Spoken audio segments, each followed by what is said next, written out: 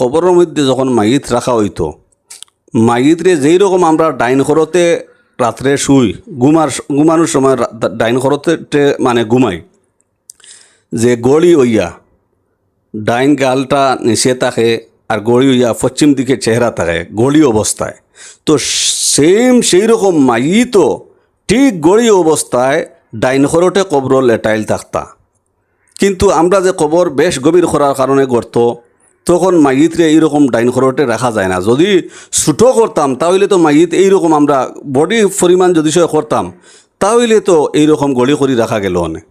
তো এইরকম গড়ি রাখা সুন্নতে মুআক্কাদা, কিন্তু আমরা এটার উপরে আমল করিয়েন না। হ্যাঁ ঠিক আছে, যদি এইরকম রাখা যায় না তাহলে কমসে কম মানে ও যে পূর্ব সাইডর মানে এক সাইডর পিছন সাইডর যে ওয়াল আছে এই মাটির লগে লাগাইয়া মানে গড়ি করে রাখতাম। আর না পারলে কমসে কম মানে ডেলা বা মাটির কোনো দলা দ্বারা মাইতরে গড়ি রাখার আমরা চেষ্টা করতাম, কিবলা দিকে চেহারা রাখার চেষ্টা করতাম।